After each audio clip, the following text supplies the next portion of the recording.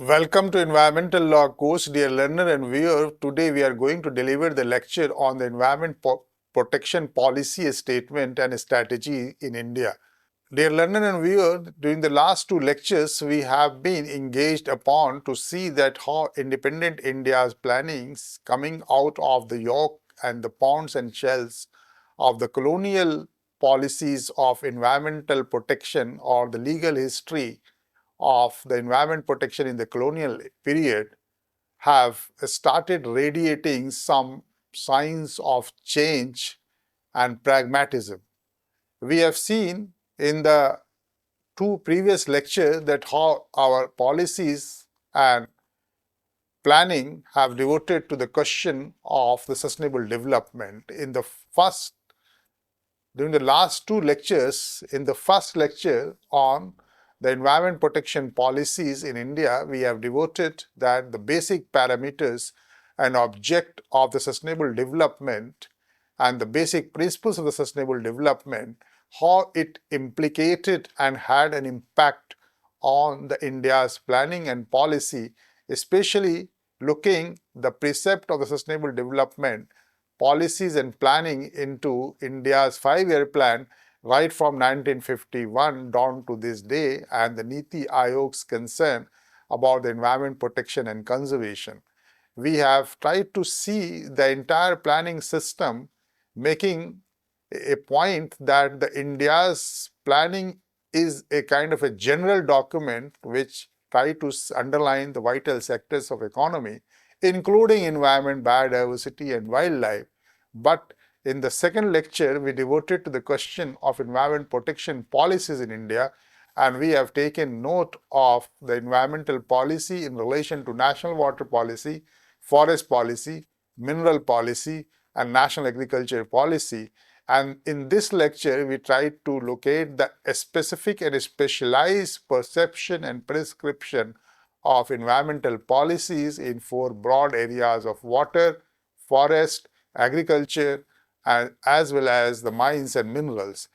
Now, the third lecture in the series, we will try to see that how environmental policies and sustainable developmental goal and the environment protection and conservation goals have been reflected under India's environment protection policy statement and strategies in India. In this lecture, dear learner and viewer, we will try to see that how policy statement,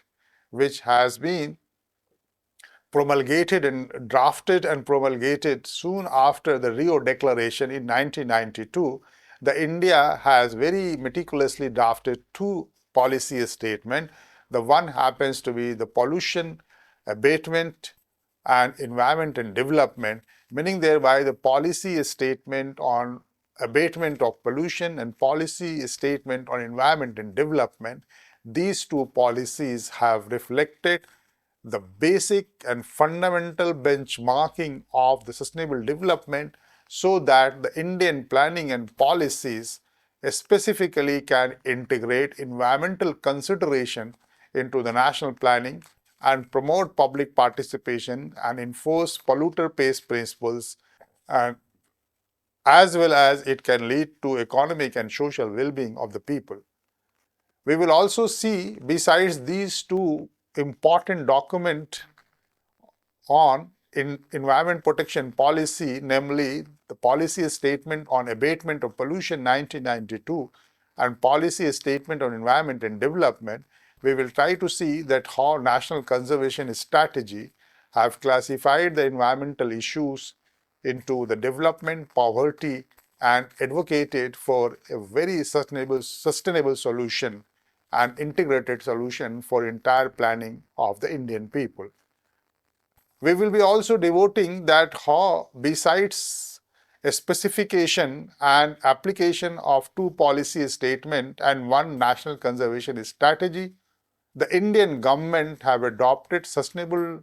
development networking as a part of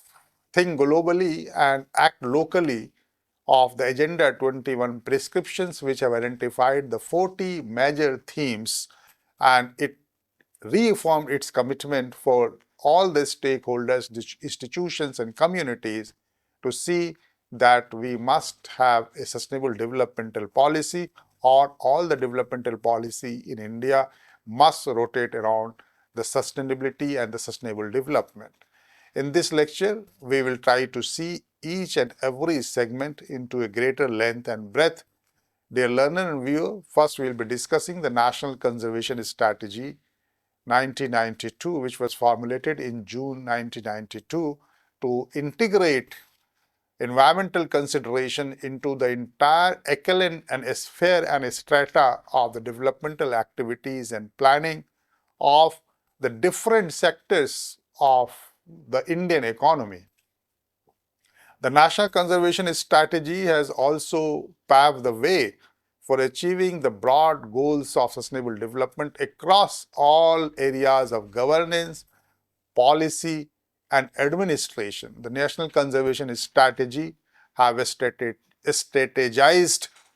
a specific action point for individual ministers, department,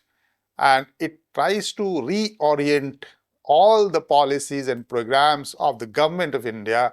from the standpoint of environmental conservation and sustainable developmental goals.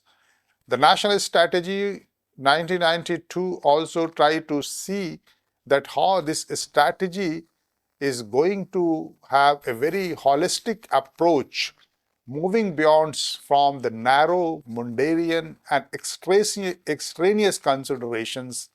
by focusing on the forest conservation, land reclamation, biodiversity protection and pollution control.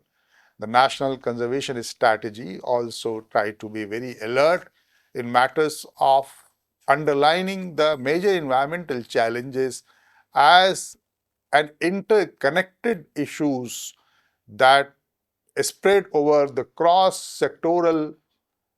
aspect of the Indian economy, and how that the cross-sectoral imperatives of the Indian economy can be integrated and can be viewed in a very holistic perspective. The National Conservation Strategy also acknowledged the environmental degradation was not only an ecological issue, but also a formidable and major developmental challenge that needs to be addressed, because all developmental challenges, because of the reverse process of the developmental planning, have cost very heavily on the aspect of the ecology and environment in India. The National Conservation Strategy have flatly rejected the notion of choosing between economic growth and environmental protection, meaning thereby that it tried to synergize. It do not want to see in a very myopic and separated perspective either to the economic growth or the environment protection, but try to take a very broader integrative perspective of economic growth and the environment protection, and proposes the slew of developmental models which can balance the economic growth as well as it can treat on the path of environmentally sustainable development. This means under the National Conservation Strategy, it implicates that we have to devote to the question of resource efficiency, and this is very important and seminal in the sense using natural resources more efficiently to reduce the various kinds of pollution and dumping of the waste and its deleterious impact on the environment is very essential to create a kind of an economic productivity in this country and sustainability. It talks about that the pollution prevention is one of the major agenda for the focus of prevention of pollution at the source rather than cleaning it up afterward. And then this very perception of the prevention of the pollution at the source, not in the aftermath, not that it has spread and have created havoc to the sanity of the life and the civility of the common people and the health of the people. It tries to see to stem the rot of the pollution from the prevention point of view, and then it tries to strategize about the control mechanism in a very cost effective and environmentally sound manner. The National Conservation Strategy, moving from the resource efficiency of all the natural resources and trying to see and control the waste generation and deleterious environmental impact and prevention of pollution at source, also tries to look at how the prevention and resource recovery than to environment protection and biodiversity protection and conservation, because India is considered to be one of the 12 mega biodiversity region of the world. So it is not only just but intrinsic to promote sustainable development in India, to have a better management of the biodiversity resources,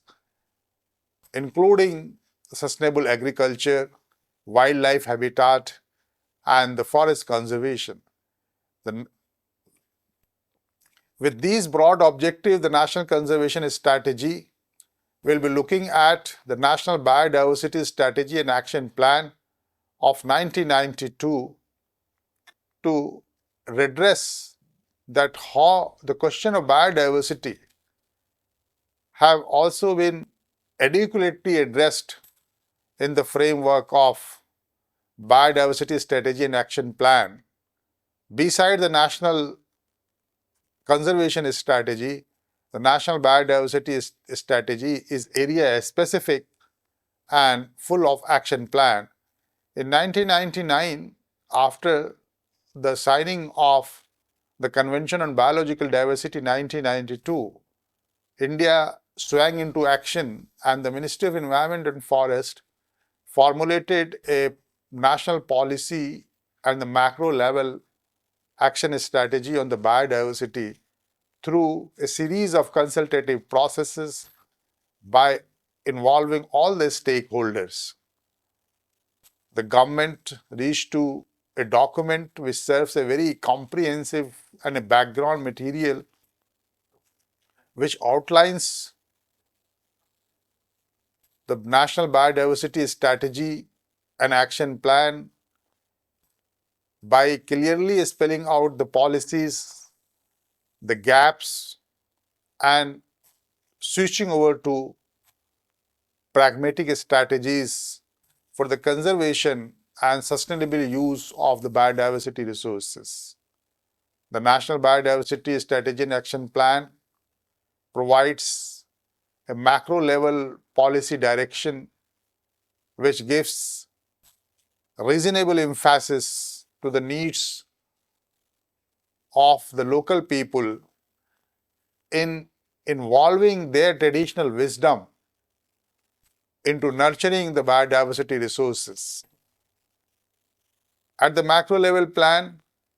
the National Biodiversity Strategy and Action Plan 1999 also tried to develop sub-state, state, regional, and national level best framework. And the hallmark of the National Biodiversity Strategy and Action Plan is the communitarian approach by giving adequate space for the public participation and integration of biodiversity concern into various sectors of not only environment but of development and economic development planning. Such a National Biodiversity Strategy and Action Plan is considered to be one of the mirror document which reflect on India's commitment to signing of the Conservation on Biological Diversity Convention, underlining the broad strategy and action plan to see that how India, being one of the 12 mega biodiversity region, can contribute to environment and sustainable development. Having discussed the National Conservation Strategy and biodiversity strategies at the first instance, we will switch over to the policy statements. India's environmental policy, be that water policy, forest policy, agriculture policy, mineral policy, were area specific, but it does not have a very holistic kind of a framework which can reflect the real policy in prescription and policy in implementation. Therefore, India's environmental policies and planning have evolved massive tools, benchmark, and parameters to achieve sustainable development, which has been permeated from 1972 Stockholm Declaration to Rio Declaration for Sustainable Development. The two policy statements, the one is the policy statement on abatement of pollution, the another happens to be the policy statement on environment and development. Then it tries to create a kind of an environment where economic development and economic planning has been made subservient to the sustainable development, including Sustainable Development Networking Program, and as well as the National Conservation Strategy, and as well as the National Biodiversity Strategy and Action Plan. The policy statement on abatement of pollution seeks a long-term preventive approach to pollution control by highlighting pollution's disproportionate and catastrophic effect on the poor as well as the health of the common man. In this respect, we see that the policy statement abatement of pollution recognizes multiple industries and government bodies and offers mix of planning instrument for an effective incentive based system and strategies so that the pollution can be controlled not only by the regulatory mechanism but by market based instruments to control pollution, because most of the environmental laws have failed because it adopted a punitive, it adopted a control and command approach. And this control and command approach is important, but we also require an incentive-based strategy which should go beyond regulatory framework. The policy statement on abatement of pollution gives emphasis on new sets of law. It talks about the fiscal incentives and disincentive. It talks about the voluntary compliance and mandatory and statutory compliance. And then it talks about the education information campaign to combat pollution by technological innovation and the cooperation between government, industry, and society. The policy statement requires a positive societal attitude and a preventive technological measures along with public participation to ensure prevention of pollution at source and incorporate the polluter pays principle for pollution control, including air, water, and environment pollution. The policy statement on environment and development 1992, on the other hand, moves from prevention and control of pollution to conservation of environment and development. So it is more broad than that of the policy statement on abatement of pollution. Therefore, the Policy Statement on Environment and Development 1992 provides a regulatory and a non-regulatory measures by emphasizing on the focal point that the national survival depends on sustainable development, and it requires a reorientation of economic and social betterment in the light of carrying capacity of the earth and the survival of planetary earth for all generations to come, including the present and the future generations. The policy statement on environment and development, well rooted into the definition of sustainable development, which means meeting present generations' needs without harming the future generations' aspirations to meet their own needs. In this context, the policy statement on environment and development take recourse to deep ecology or Indian environmentalism by offering not only the definition which has been given by the international environmental law, but the traditional respect for the nature and ecological balance by the Indian traditions, Indian history, Indian mythologies, and religious scriptures. It sees that the policy statement should stress on the commitment to conservation and a kind of a renewed sustainable growth policies. The National Conservation Strategy is also in line with the policy statement on environment and development, as well as policy statement on abatement of pollution. But for the sake of time, we have already discussed the National Conservation Strategy and its broad focus,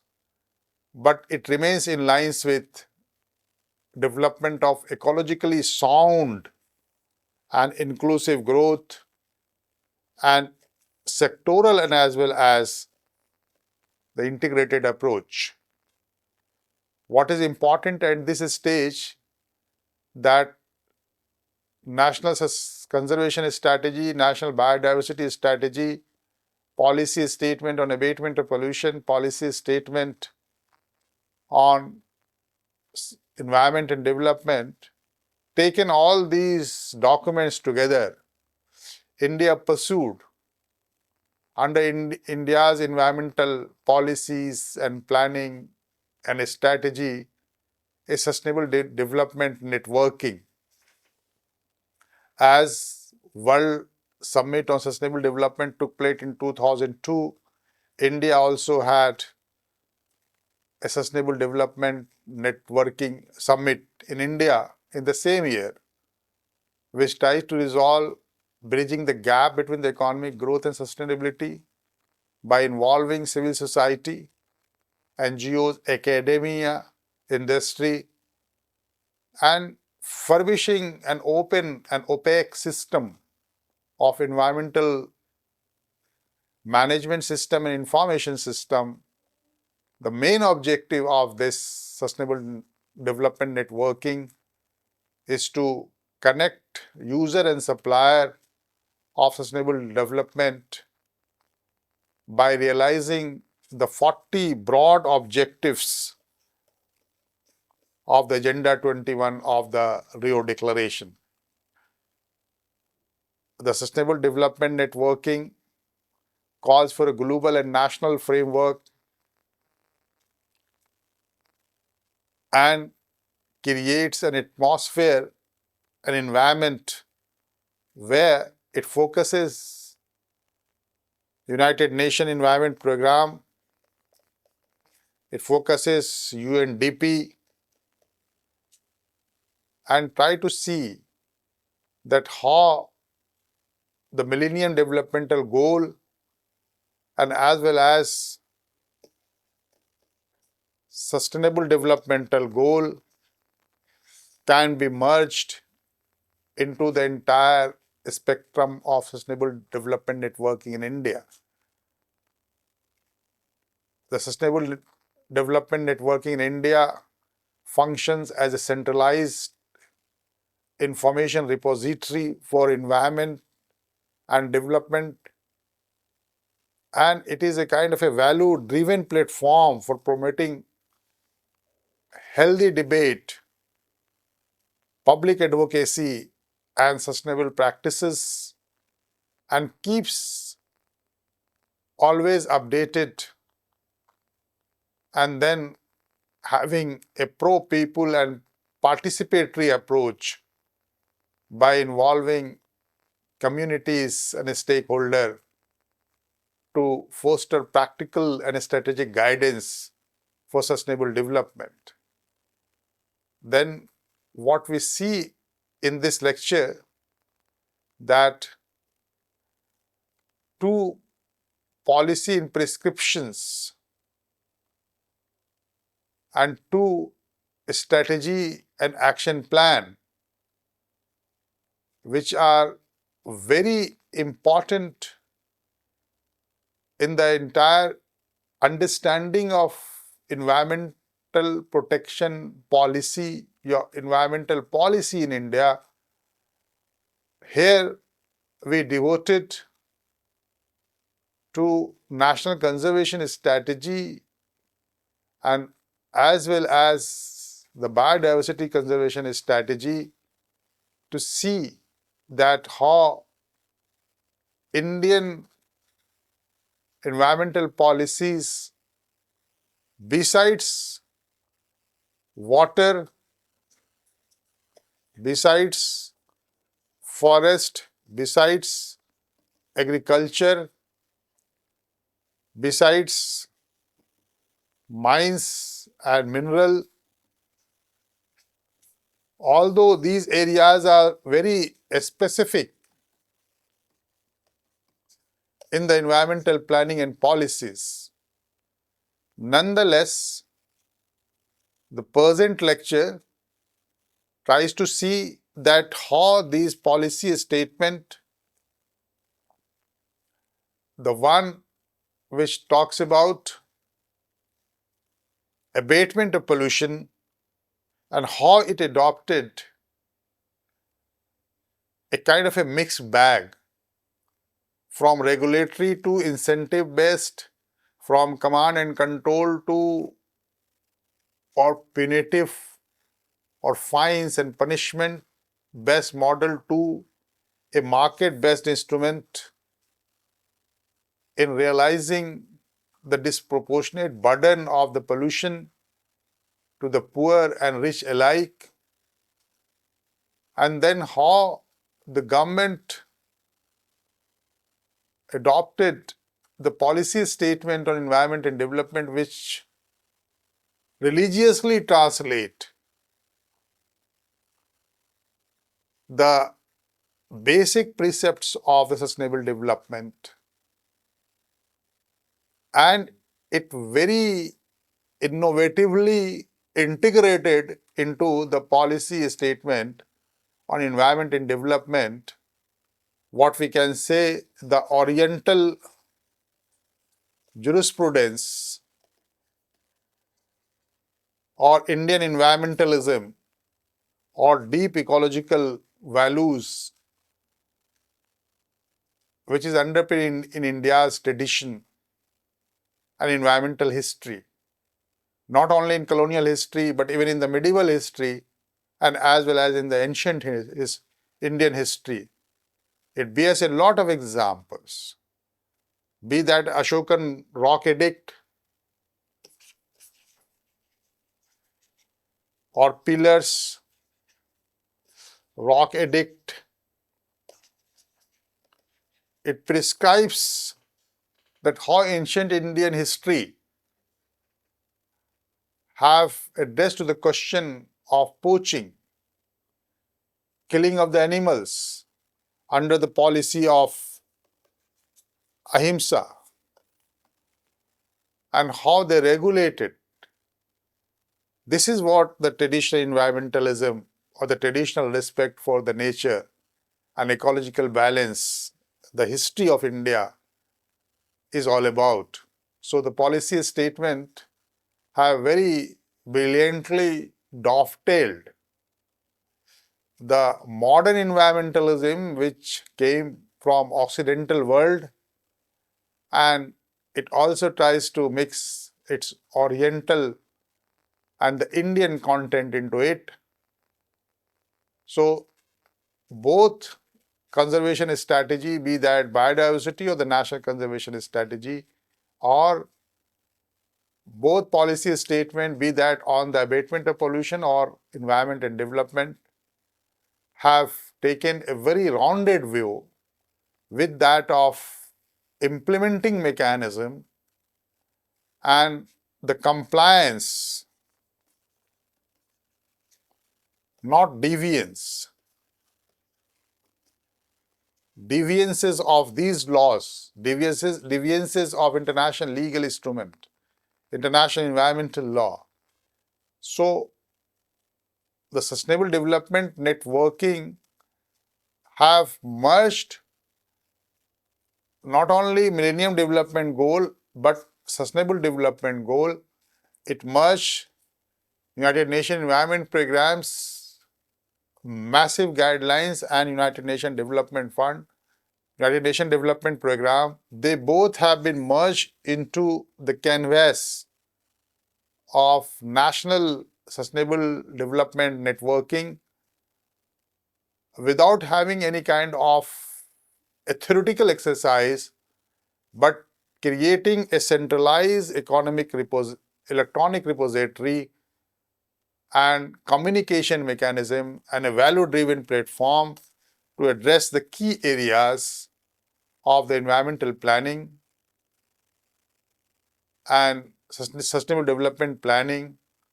and then offering a very reliable, updated, multi-source information independently and efficiently by involving experts and stakeholders. So this sustainable development networking,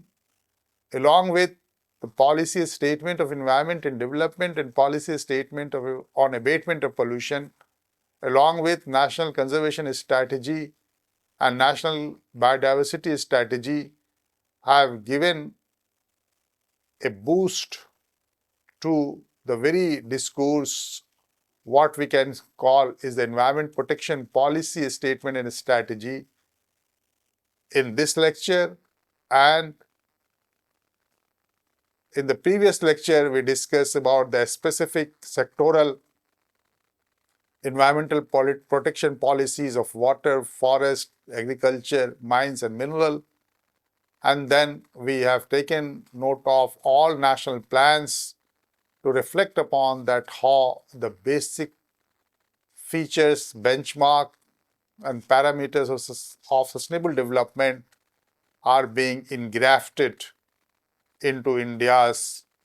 policy statement, environmental planning, sustainable development. In this way, that all these three lectures will furnish a backgrounder to look at the entire passage of law and the environmental law and judicial decision in due course to come, to see that what is the Indian content and the Indian approach to environmental protection, resource conservation and sustainable development. With this, dear learner and viewer, I thank and I wish you a happy learning.